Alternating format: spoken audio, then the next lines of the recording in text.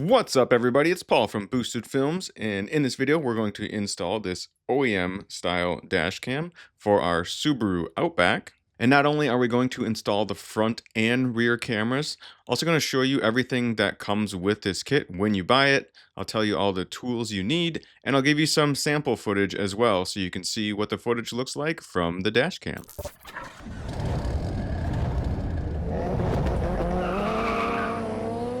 So here's a quick unboxing of what comes with this Mangoal OEM style dash cam. And this is the kit that has the front and rear cameras. And one of the best things about the style of dash cam like this is that it comes with what I like to call a jumper harness. So it's just a plug and play wiring thing. You don't really have to wire anything up directly to fuses.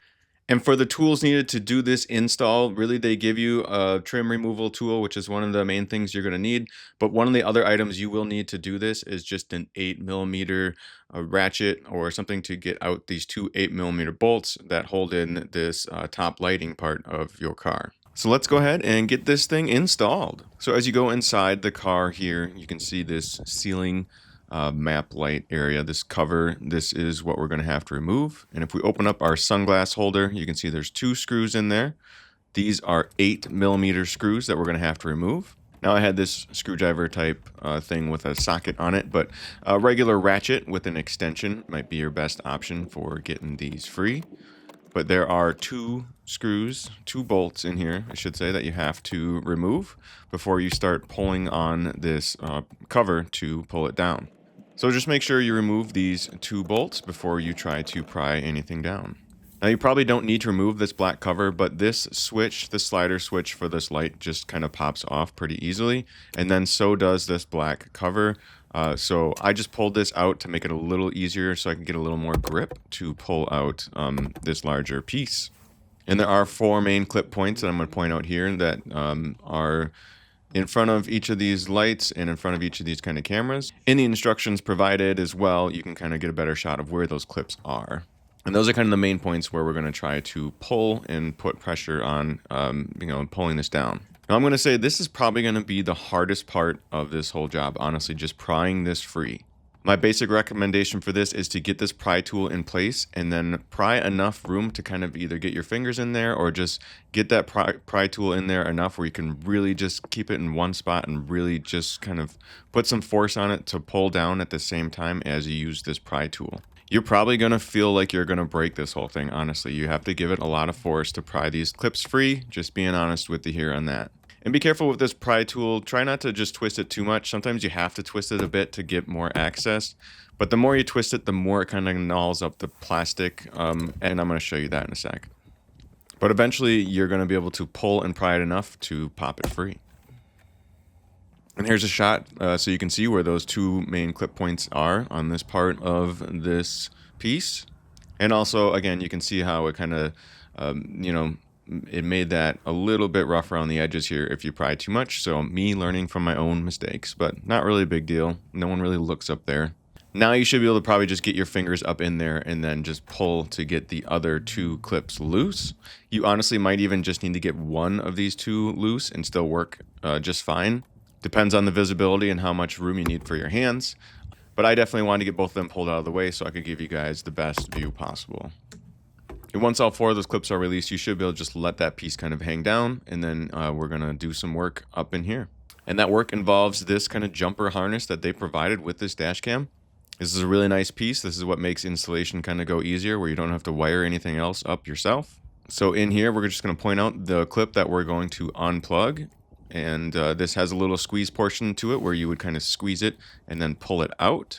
So of course, we're going to do that. We're going to squeeze it and pull out this clip.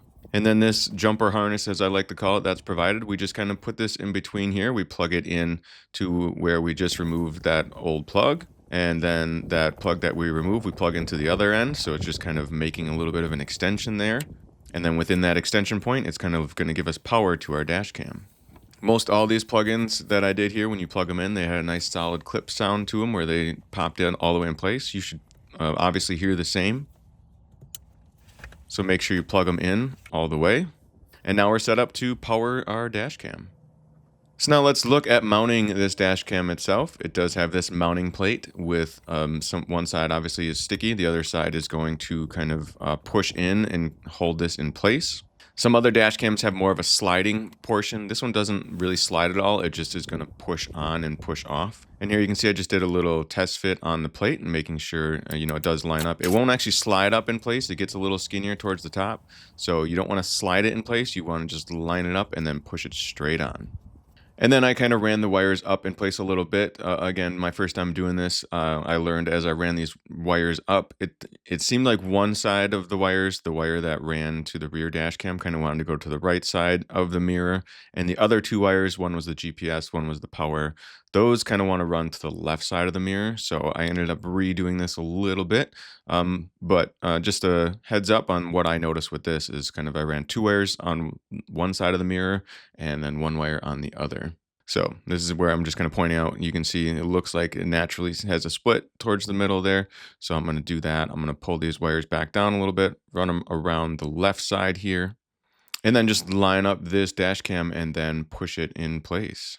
Make sure you have it lined up straight and good to go before you give it a solid push. You should hear it click in. And that's it. That's how easily you kind of mount that piece. And then we're just going to run the wires here. I like to run them up above this other metal portion of this, I believe is lane keep assist stuff that we're working around here with these other kind of cameras pointing out the front of the windshield. So of course you want to make sure you don't end up blocking those or doing anything different to those cameras. We're just going to work around them here. Also, the amount you want to tuck the wires is entirely up to you. You could really try to hide them more if you wanted to. I didn't really find that to be much of a priority, but you can definitely do more to hide the wires better than I did if you really want to. Now, just a nice shot showing you where the wires are ran through. And the main goal is just to make sure that you get the power, wire ran and then plugged in. Again, you should kind of hear a little clip pop when it is in all the way.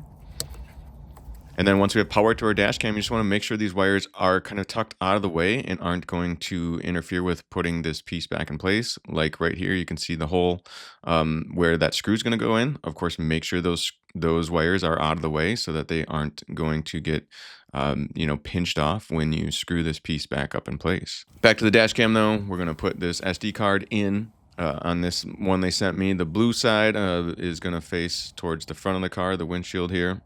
So of course, go ahead and make sure to put that SD card in place because that's where it's going to continuously loop recording. And then take the little black cover off the front, otherwise you might not have any video. So take that little protective cover off the camera. Now, if you have the kit with the rear cam, just now is a good time to put this in, or I should say at least plug it in to the other end because you need to run, this is going to run power to our rear camera.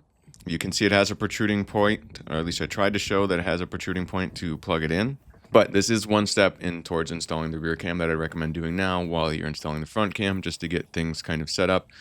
Get that wire ran. I started tucking it up into the headliner a little bit as well.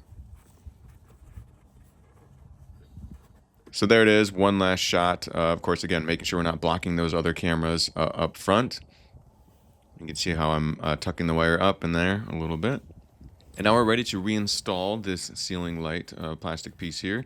Again, make sure those wires you installed are out of the way and aren't going to get really pinched off anywhere, or especially, where those two screws go in or where those clips push in. You would just want to make sure there ain't no wires blocking those clips from pushing in or those screws from getting mounted back in place. And you should be able to take a peek and watch as you line it up. Just make sure those clip portions where they clip in are lined up, and then just give it a solid push and you should pretty much hear all those snap in place. And then we're going to put those bolts in place. I like to get them started with my fingers because, especially with this screwdriver type thing I was doing, it's a little bit of a weird angle. So maybe make sure you get them started with your hands first if possible. That way you should know they're going in straight. But go ahead and put both those screws in and tighten them up. And if you removed this other little cover that I pulled off as well, you can go ahead and line that up and push it in. It should just snap in place again. And same with that little clip or that little piece that slides that button over as well. So there you go, pretty much all set. You have successfully installed the front dash cam in your Subaru. Before we move on to installing the rear portion of this, it is actually valuable to already kind of get this app set up. I'm not going to cover all the details on setting up this app, but the owner's manual does give you a QR code that you can just scan. Otherwise, if you search for Skycam, that's at least what it's called at the moment of me recording this video. Sometimes they change names, but you're going to want to download whatever app, of course, is associated with this dash cam. And one of the main reasons I want to do that now is because I want to get a little preview shot since I am able to move this rear cam or mount this rear cam kind of, it's more open to mounting because you're just kind of sticking it wherever. I want to get a preview shot of what that looks like ahead of time. It's also a good time to just take a peek at your owner's manual and go through everything in there as well. So of course you got to read and agree to their terms, and then we're going to take a look at this other sheet of paper they sent as well that tells you what Wi-Fi network you kind of have to connect to. The name of the Wi-Fi network is on this sheet of paper that came in, and then also the default password is on paper as well. And in order to connect, we will want to be in the car with the key into the on position. Don't necessarily need to start it up at this point, just need it to turn on. And then I'm going to go to my Wi-Fi networks and search for this Wi-Fi name. Again, the Wi-Fi name should correspond to the piece of paper they sent you, and the password for it is on the piece of paper as well. And you can certainly change that password after you have it set up if you like, if you're worried about anyone else trying to get a hold of your clips. But the main reason I'm showing this app stuff before I go to install the rear cam is, again, this is going to give me a preview of the rear camera. Right now I'm showing you a preview of the front, but then I can switch it and show a preview of the rear. In order to see the preview of the rear, of course, I do have to remove that protective cover again, just like we did on the front. So we're going to remove that protective lens cover. And there's also a note on this one about making sure you don't mount it upside down, which is another reason I wanted to see this little preview here. So now I got a preview of what this rear camera will show me, and that's going to be helpful to install it. If you have more questions about the app, of course, just refer to your owner's manual. So now that we have the app installed and tested, we're going to move on to installing this rear camera that came with the kit. So for this, I kind of crawled through into the back of the car. You could just open up the hatch and do it that way too, but obviously you can't really get a good preview shot of this with the hatch open. Note that this does spin, so you can adjust the height. So you can see me spinning it there, so you can get the best shot possible. So what I did is just held this up to the rear window here, and then looked at my preview screen on my phone, and then tried to get the best shot I could. Similar to the front, of course, this is just kind of stuck on. So you're going to remove this protective portion here, and then you should be able to do one last look to kind of line it up.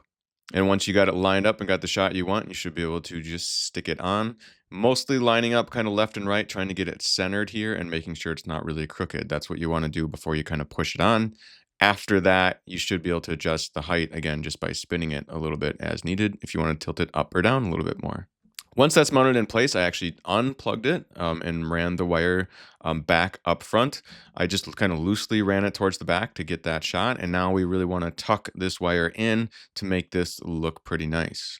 And in order to do that, one of the things we're going to want to do is remove these lower kick panel pieces, if you will. These plastic pieces kind of just hide wires in cars a lot. So we can utilize the pry tool they sent us, or you can just try to get your fingers up in there and try to pull this piece off.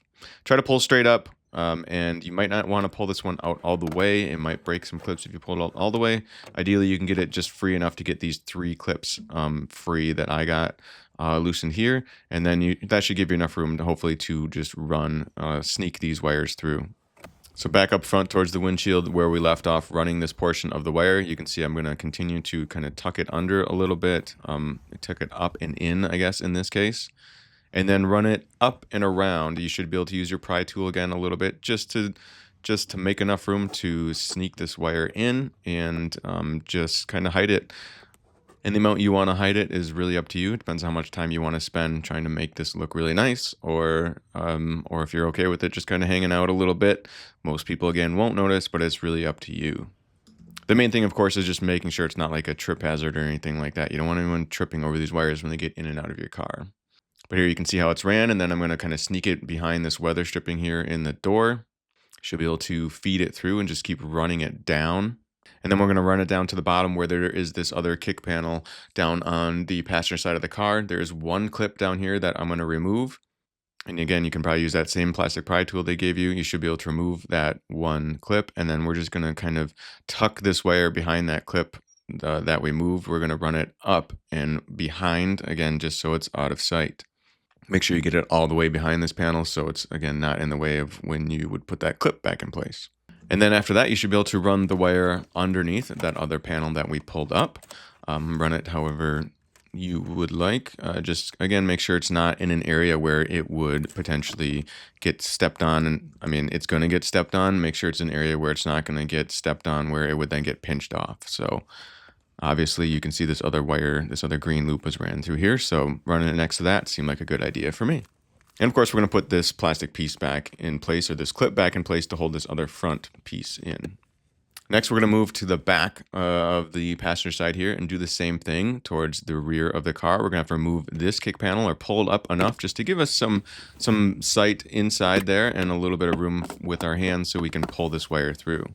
Now, I'll be honest, it did take me a couple attempts to do this, and it's something I couldn't show you very well, but I did, sneak this wire through this other middle portion of the car. I was able to just kind of feed it through and then pull it through. So it might be trickier for you. You might want to run a piece of wire through and then pull it back through. I'm not sure. Let me know what worked for you on this, I guess. But I kept pulling it through. Now we're back towards the front of the car. I can show you that I kind of just pulled it pretty much tight and had it set ready to go. You will kind of need all the length of this to make it reach the back of the car the way I'm running it. But once that wire is pulled through up front, we should be pretty much done up here. So we're going to go ahead and line this up, this portion to put down, and pay attention up front to have it over that weather stripping like I have there. And then just give it some push, line it up, give it a push, and it should snap in place. Same thing with the rear. Once we kind of have it ran up through the rear, again, you can run this. There's more than one way to do it. Just do it whatever works best for you. Make sure it's not trip hazard for anyone getting in the car, and then the amount you height it is really up to you on that. But similar to the front, we're just going to kind of run it up by the weather stripping area again, between the seat and the weather stripping areas where I ran it through this time. And then you can see now where it ran up and back towards that dash cam wire. So now I opened up my hatch, and then I'm just going to go ahead and plug this in. Again, make sure you line it up correctly. But I'm going to go ahead and plug this in and then continue to do my wire tuck, basically. Same as we've been doing in the past, where use that pry tool if you need to get a little open spot to pry it free.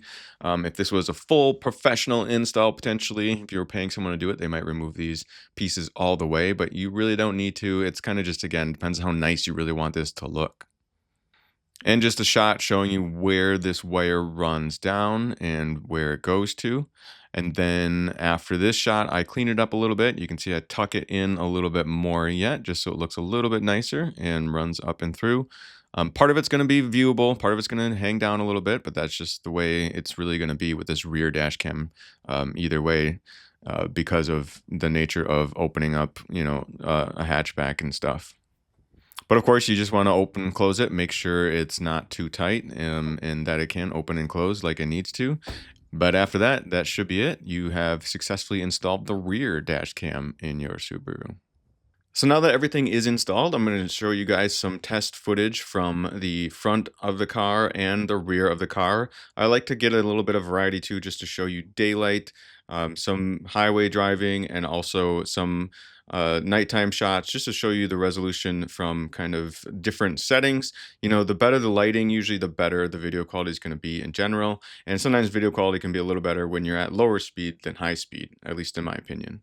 But as I let the sample video from this dash cam play on the screen, I just want to say that's about all I have for this video. But as always, I'm just a guy on YouTube, likes to document what he does. So if you have this dash cam, or you want to comment about something I did in this video, or a way you did something if you installed it yourself, please make this comment section a discussion. That would be great. And also, if you're just interested in learning more about this particular dash cam, I'll put a link in the video description as well, so you can check it out on your own. But as always, this is Paul from Boosted Films, saying thanks so much for watching.